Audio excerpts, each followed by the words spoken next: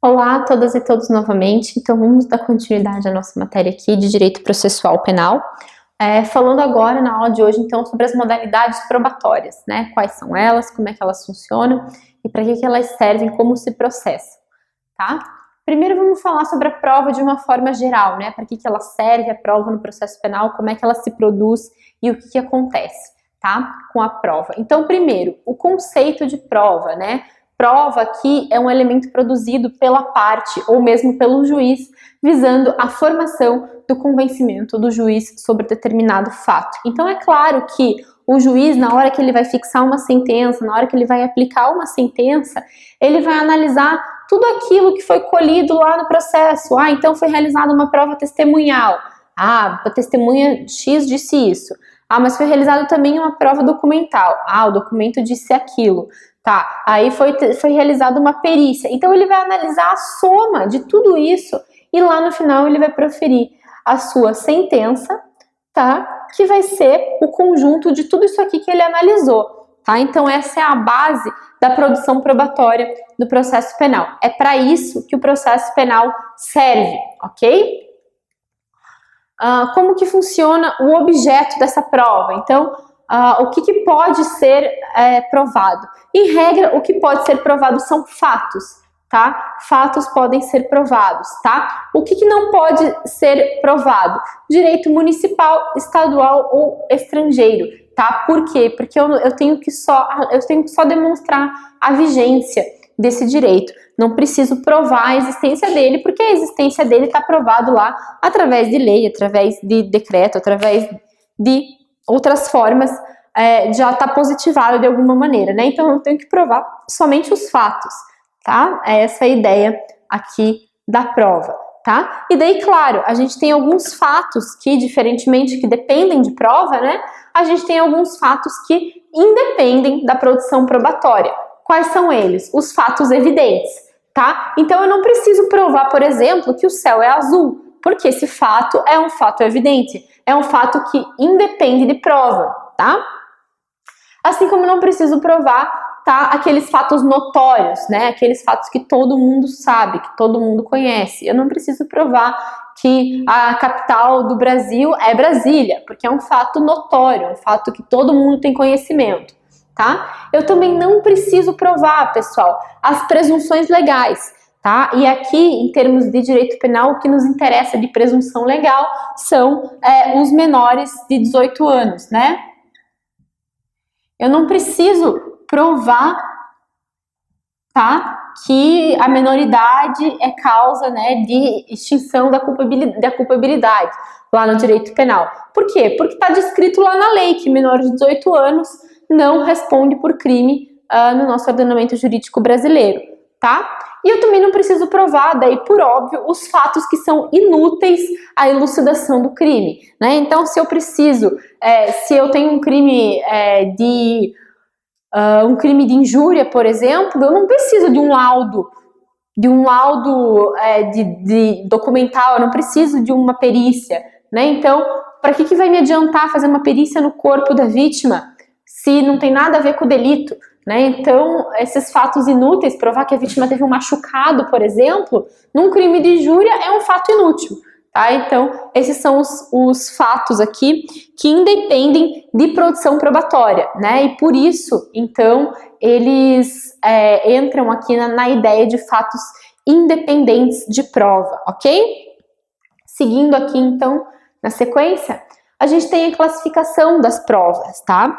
Existem provas que são diretas, né? Então, aquelas que provam o fato, tá? Eu preciso fazer uma prova da morte. O que vai provar a morte? Um laudo de autópsia, um laudo de necropsia, tá? Diretamente, basicamente, a prova, eu tenho a prova, se eu olhar a prova, eu chego no fato.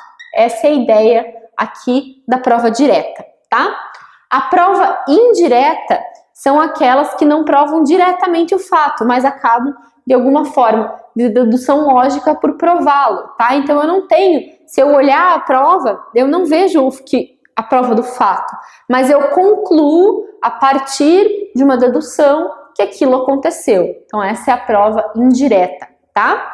As provas reais são aquelas que se baseiam em algum objeto, né? Então eu tenho prova feita com documento, eu tenho prova feita com perícia, eu tenho prova feita de diversas maneiras, tá? Que são baseadas em objetos, tá? E eu tenho também provas que são baseadas em pessoas, né? Provas que derivam de uma pessoa. Então, por exemplo, a prova testemunhal, o depoimento da vítima, a confissão, todas essas são provas que derivam de pessoa, dependendo da produção probatória feita por uma pessoa específica, ok? A gente tem também uma divisão, aqui são 3 divisões e classificações diferentes: prova direta e indireta, prova real e prova pessoal, e agora, por fim, prova típica e prova atípica, né? Então, a prova típica, como o próprio nome sugere, é aquela que o seu procedimento lá está previsto na lei. Então, se eu abrir lá o artigo tal do Código de Processo Penal, eu vou encontrar aquela modalidade probatória ali, tá? E a prova atípica é aquela que não está prevista na legislação, tá? Mas ela tá prevista, a prova está prevista na legislação, mas não o seu procedimento. Então não está dizendo como que eu operacionalizo aquela prova, tá? Então essa é a ideia aqui de prova típica e prova atípica, tá? Por consequência, uma prova pode ser direta, real e típica, ou ela pode ser direta, pessoal e típica, tá? Esses critérios não são excludentes. Então, esse aqui é o critério número 1, esse aqui é o critério número 2 e esse aqui é o critério número 3, tá? Então, se ela for típica, ela não pode ser atípica, mas ela pode ser pessoal, pode ser indireta e assim por consequência, tá? Essa é a ideia aqui dessa classificação entre as provas no processo penal.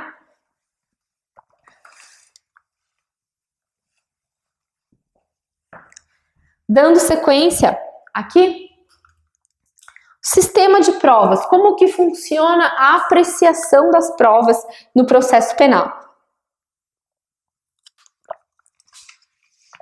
A apreciação das provas, ela é baseada nesse sistema conhecido como livre convencimento motivado da prova, tá? O que significa esse sistema?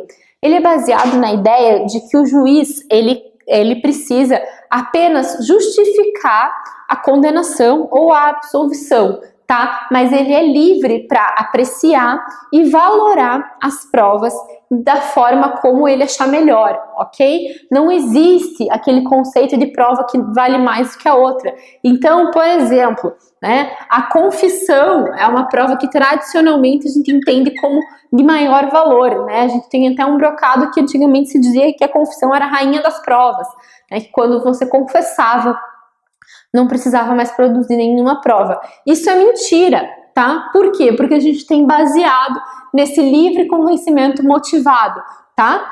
O juiz não precisa, as provas não são, não tem hierarquia entre as provas, elas são apreciadas de forma livre pelo juiz, e daí, através dessa apreciação livre, ele vai decidir os fundamentos e vai valorar a prova da maneira como ele entender conveniente, tá?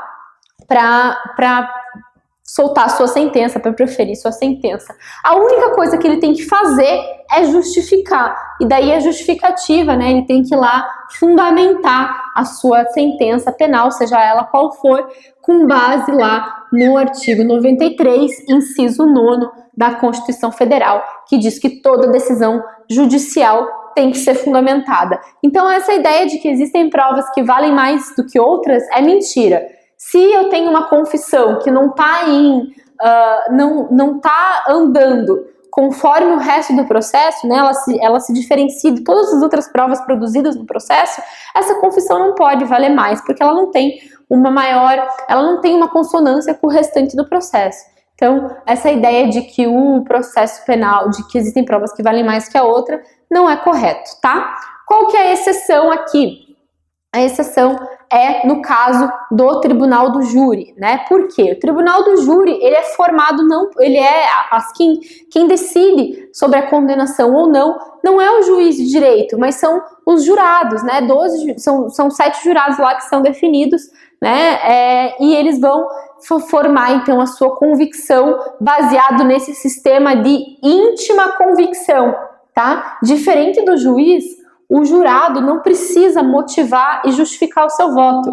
Ele só vota e, inclusive, ele vota de forma secreta, tá? Ninguém sabe como ele votou, se ele votou para absolver ou se ele votou para condenar, por exemplo. Então, tirando a previsão do tribunal do júri, que é do sistema de íntima convicção, aos juízes de direito é dada o sistema de livre convencimento motivado. Então, ele tem que motivar a decisão que ele está dando com base ali nas provas que foram produzidas. Continuando aqui, em relação aos princípios, né, que são os princípios do processo penal, tá? E das provas, principalmente, né? A gente tem que respeitar na produção probatória diversos princípios. Então, o primeiro deles é o princípio do contraditório. Esse princípio do contraditório diz que todas as provas produzidas por uma parte podem ser contraditadas por outra, tá? Então, a gente tem aqui primeiro como regra, né, a ideia do ônus probatório no processo penal. O ônus probatório do processo penal, ele cumpre a acusação, né? Todo mundo é inocente até que se prove o contrário, o princípio da presunção de inocência. Portanto, o ônus probatório é do órgão acusatório, ok? Então, quando o órgão acusatório... Então, essa ideia do contraditório aqui serve para proteger os direitos do acusado, né? Se nós temos uma prova, por exemplo, uma prova testemunhal, uma testemunha de acusação, que foi chamada lá pelo Ministério Público para dar um depoimento em desfavor do réu, o que o réu pode fazer? Ele pode contraditar essa testemunha, ou seja, o advogado pode fazer perguntas para essa testemunha também, né? O advogado do acusado pode fazer perguntas para essa testemunha, tá? E mais do que isso, ele pode produzir ainda uma contraprova. Significa dizer que ele pode chamar outras testemunhas de defesa para prestar esse depoimento, ou também ele pode produzir perícias, ele pode produzir documentos que contestem essa declaração aqui, tá? Então é essa ideia aqui de contraditório, é o direito que todo mundo tem de contraditar, de contestar uma prova que foi produzida, ok?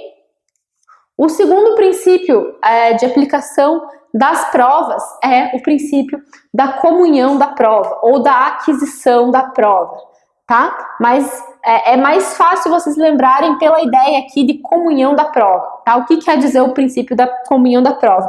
Que a prova, uma vez que ela foi produzida, ela não tem dono, tá? Não existe dono da prova, a prova não é do Ministério Público, ou do juiz, ou do réu, a prova não é de ninguém. A prova não tem dono, a prova deixa de pertencer àquela pessoa que ela produziu, passando a ser parte do processo, tá? Então a prova, ela é do processo. Então, se eu tenho uma testemunha de acusação, se eu tenho uma testemunha de defesa, qualquer que seja a questão aqui, elas são provas deste processo, tá? Não são prova do réu ou da vítima.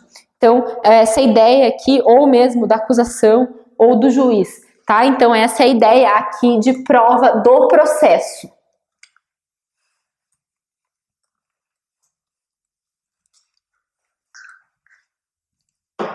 Ainda, continuando aqui, princípio da oralidade, tá?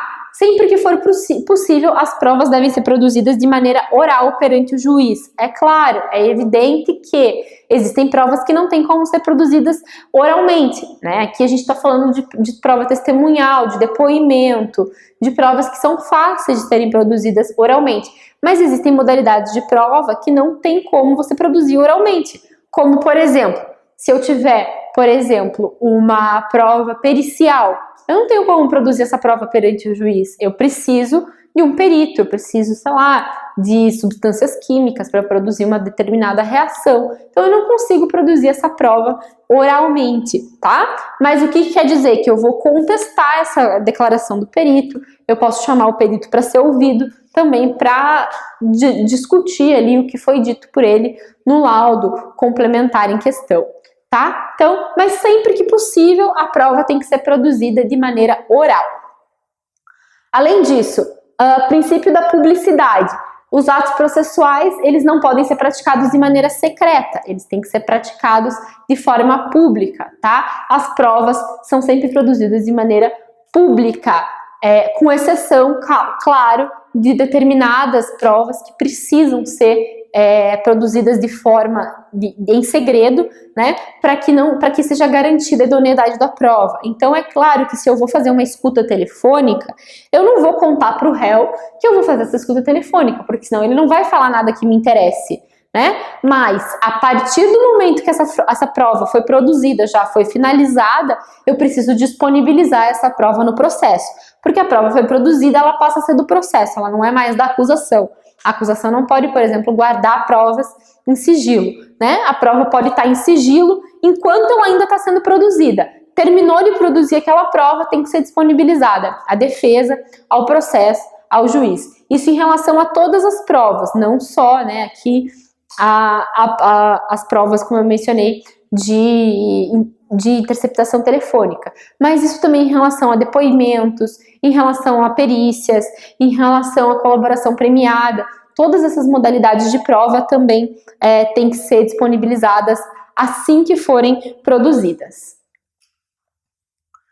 Ônus da prova, né, já mencionei, é o encargo que recai sobre determinada parte do processo de iniciar a produção probatória.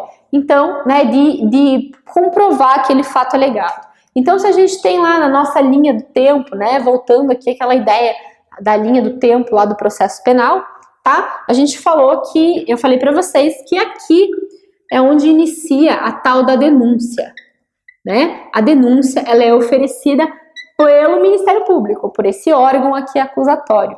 E é aqui, nesse meinho aqui, que se produzem essas provas, então.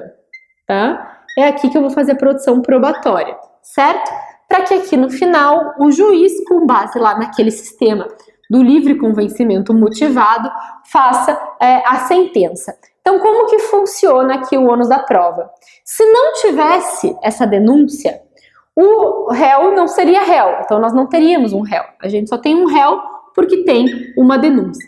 Portanto, quem está imputando um delito, né? Quem está alegando um fato é o Ministério Público. O Ministério Público está imputando nessa denúncia um crime a esse réu. Então está dizendo lá que esse réu cometeu, por exemplo, o crime do artigo 121 do Código Penal, tá? Se ele está imputando esse crime ao réu, se ele está dizendo aqui alguma coisa, é ele que tem que provar que isso aqui aconteceu. Não é o réu que tem que provar que não cometeu esse crime. Quem tem que provar é o Ministério Público. Então, o ônus probatório é do Ministério Público por força desse princípio que a gente conhece como princípio o princípio da presunção de inocência, que determina que todo mundo é presumidamente inocente até ser proferida aqui uma sentença penal transitada em julgado, ou seja, que diga que não se pode mais, da qual não cabe mais recurso. Enquanto couber recurso, ele ainda é presumidamente inocente. Daí por que o ônus probatório é totalmente da acusação, né?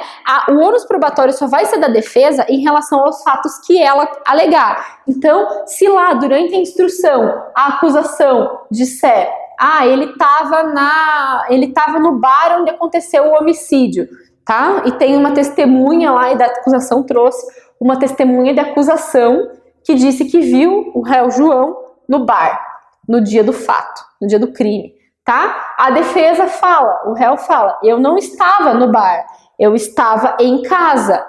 O que a defesa tem que fazer? Provar que ele estava em casa, trazer, sei lá, uma testemunha de defesa, trazer a mãe do réu para dizer, não, ele estava em casa. Então, a defesa só incumbe provar aqueles fatos que ela alega.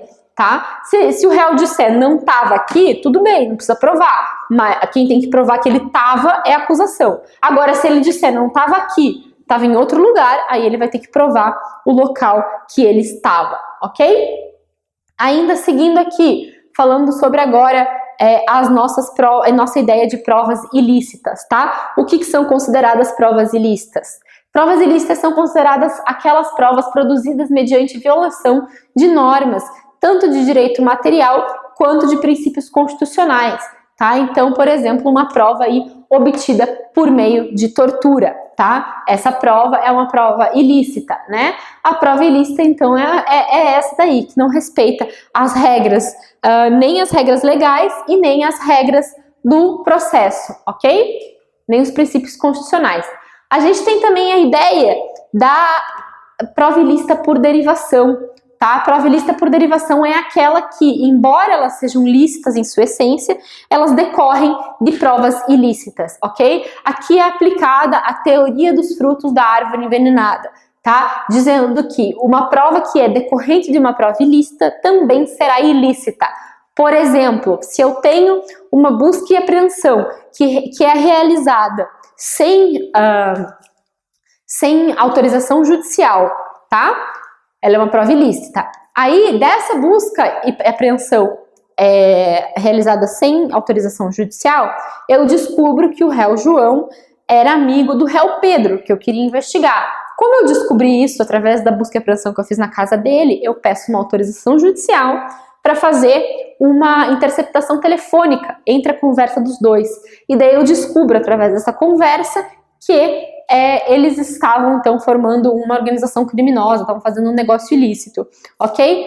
A prova da interceptação telefônica, ela é essencialmente lícita, porque ela foi obtida com autorização judicial, com todos os regramentos, mas como ela adveio, como ela é originária de uma prova ilícita, aí a gente tem, então, essa ideia da ilicitude acobertada da prova, ok? E as provas ilegítimas são aquelas colhidas mediante violação de normas de caráter eminentemente processual, tá? Daí não tem a ver com tortura, não tem a ver com as questões de princípios gerais e constitucionais, tá? Qual que é a consequência da ilegalidade da prova? A prova que é declarada ilícita tem que ser retirada do processo para não influenciar mais na sua compreensão. Qual que é a única exceção, pessoal? As provas ilícitas produzidas em favor do réu. Então, se o réu para provar sua inocência, né, para produzir uma prova em seu favor, usa de uma prova ilícita, aí essa prova tem validade, ok? E aqui ainda, para a gente poder finalizar essa matéria de provas ilícitas, provas ilegais, as consequências processuais do reconhecimento da legitimidade da prova. Tá? Então, uma prova que é obtida com violação de direitos, com violação de normas processuais de caráter absoluto, tá? Então, princípio constitucional, por exemplo, ok? Ela não pode ser utilizada no processo, tá? Porque ela pode ser declarada nulidade a qualquer tempo. E uma prova decorrente de uma violação de norma processual apenas, né? Tinha que realizar o mandado de busca e apreensão, tinha que ter o documento X, e tinha o documento X e o Y. Daí é só uma questão de ordem procedimental e não há aqui um prejuízo, então é uma nulidade só relativa, que se a pessoa não alegar ao tempo que é permitido, ela perde a possibilidade de alegar essa prova e a gente diz então que houve uma preclusão da possibilidade de alegação da prova, tá? Então são essas as ideias aqui que a gente traz sobre a questão probatória. Na próxima aula a gente vai ver já as espécies de prova, quais são elas, diferenciar e dizer para que elas servem, tá bom?